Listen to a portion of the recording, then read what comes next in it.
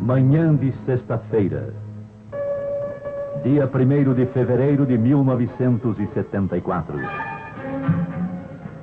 O edifício Joelma, na capital paulista, é envolvido pelas chamas, resultando num espetáculo dantesco de proporções inusitadas. Há quase 2 anos, no dia 24 de fevereiro de 1972, diante do edifício Andraus, ainda pegando fogo, o então prefeito Figueiredo Ferraz dizia: o atual Código de Obras da cidade, código obsoleto, tem grande parcela de responsabilidade nesta tragédia.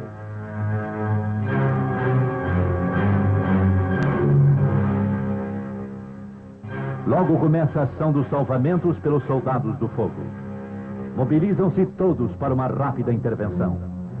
Povo e autoridades sofrem a mesma estupefação. Para mais um capítulo de história heróica, tentando a salvação das criaturas, os bombeiros tentam o possível e o impossível, enquanto o incêndio mantém a capital paulista sob o medo do fogo. Em minutos apenas, as chamas crescem, avultam, assombram. O primeiro helicóptero traz esperanças aos desesperados. Material combustível e elementos inflamáveis dão este triste resultado. O mesmo pavor, irmã nas criaturas. Alguém procura se agarrar à vida, improvisando um jeito de salvar-se. Se o seu sofrimento é imenso, não é menor a expectativa sofrida pelos espectadores que, assustados, acompanham os lances emocionantes que a vítima, revelando incrível vontade de viver, vai praticando. Tudo isto está acontecendo porque o Código de Obra chamado Arthur Saboia continuava em vigor desde 1934 e, mais uma vez, foi acusado da falta de segurança nos edifícios da cidade de São Paulo. Aí temos a confirmação do que disse Robert McNamara: o homem é um animal racional, dotado de incrível capacidade de fazer loucuras. Incêndio pleno, poderoso, amedrontador. A vontade de viver, como que dá uma força extraordinária ao moço que prossegue tentando a salvação, unindo-se à jovem que tem a mesma disposição e está contando com o apoio de alguém. Auge do horror. Os desesperados em pânico, querendo viver, vêm ao encontro da morte. É o ponto supremo da tragédia. Não existe quem não se emocione diante destas cenas tão amargurantes. Tentando salvar, os helicópteros também se arriscam. Todos os meios são tentados. Todos os recursos são improvisados num humanitário desejo de salvar vidas, de evitar a extensão da tragédia, de socorrer feridos. Tudo isto podia ter sido evitado se antes tudo fosse prevenido. Dominado há milênios, o fogo às vezes se lembra de sua natureza selvagem e, escapando aos controles, ameaça a vida de todos. É quando o homem esquece os conhecimentos que acumulou ao longo dos tempos e reage como o primeiro de sua espécie ante as chamas da floresta. Foge e, mais das vezes, morre. E o jovem casal apegando-se à ideia de salvação. Apesar de novo, infelizmente o edifício Joelma não possuía elementos retardantes e de detecção do fogo, sem disponibilidades de processos de isolamento, nem dispositivos de alarma ou de chuveiros automáticos, que funcionam com um determinado grau de caloria. Num projeto arquitetônico, os meios de combate devem ser distribuídos de modo a permitir circunscrever rapidamente um foco de incêndio. O prefeito Colassuono, às 10h55, chega à Praça das Bandeiras. O incêndio lavra como um tormento, desafiando os salvadores. É heróico, como sempre, o empenho dos bombeiros. Um grande incêndio, como os grandes rios, nasce pequenino, Mas todos se esquecem de manter a calma. O chefe dos bombeiros de Nova York afirmou que o helicóptero não é o melhor nem o mais seguro meio de salvação. A calma é regra básica que pode orientar todo o comportamento das pessoas cercadas pela intranquilidade coletiva numa situação desesperadora. Aqui foi a calma que salvou. Como prova de que a calma é o remédio mais eficiente, neste caso houve tempo e jeito para se consumar a salvação. Nem todos souberam esperar e o resultado é um balanço assustador. Mortos e feridos, vítimas do pânico total. Gente que correu, que não tentou descer e, ao contrário, subiu na ânsia de salvação, lembrando-se certamente das vítimas do Andraus. Gente que chegou a tomar elevadores, coisa que não se deve fazer em caso de incêndio. Se todos estivessem prevenidos, tantos se salvariam. Multiplicam-se as cenas de salvamento na improvisação possível. As vítimas, muitas intoxicadas pela fumaça, ignoravam métodos preventivos, como, por exemplo, caminhar junto ao chão, onde sempre existe oxigênio mais puro para ser respirado, pois a fumaça é mais leve que o ar. Primeiro ela sobe até o teto para depois descer. Ou então, improvisar lenços ou panos molhados junto ao nariz e à boca para funcionarem como filtros, evitando assim a intoxicação. O povo estarrecido assiste ao horror autêntico.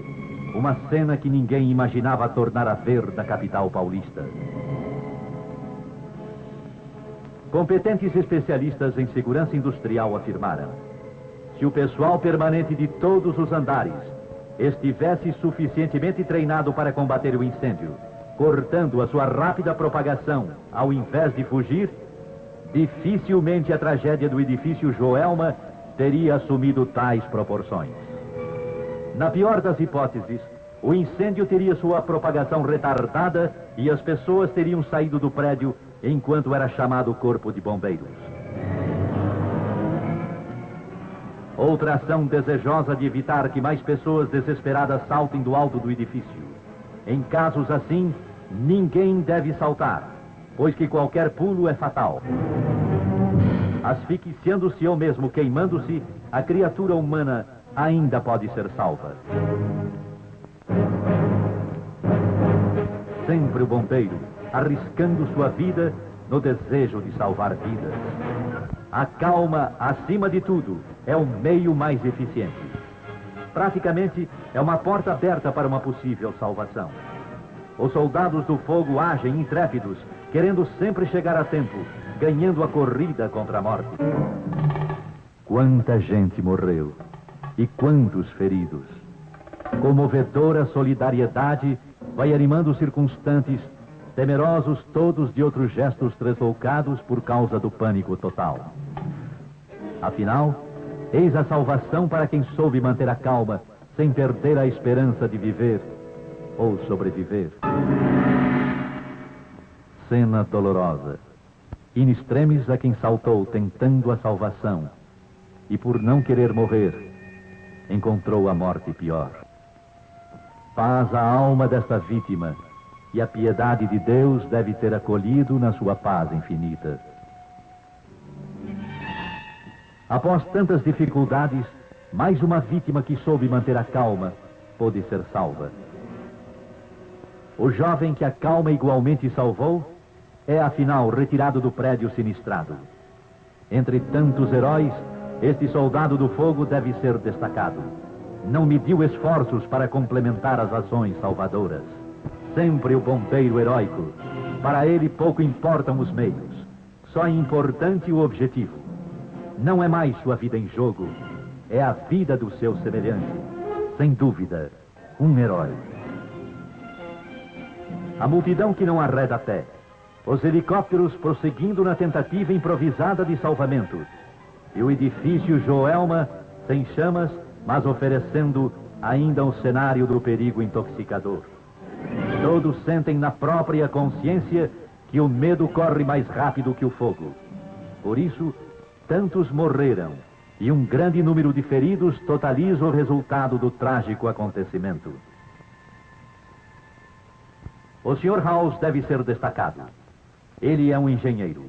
Soube manter o sangue frio em meio ao inferno surpreendente.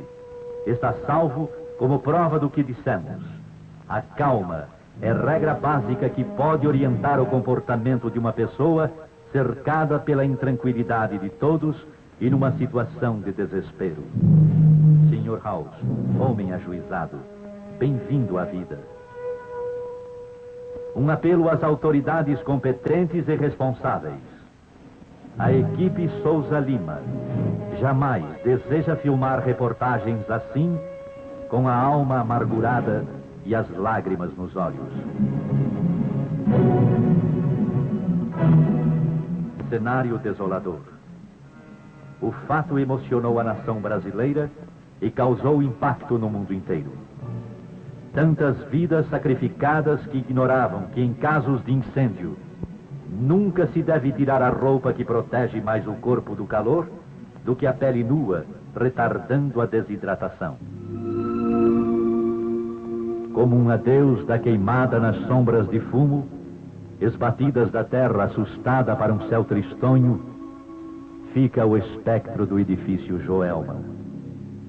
Trágico espectro, torrado pelo cáustico das chamas que foram violentas. Uma imagem que apunhala o olhar curioso de uma cidade amedrontada. O espectro do prédio sinistrado vale como uma advertência, esperando providências para que nunca mais fatos iguais possam ser repetidos. E para que São Paulo não torne a chorar mortos, nem lamentar feridos em outras tragédias do fogo, que seja lembrado o lema prático adotado pelo Corpo de Bombeiros.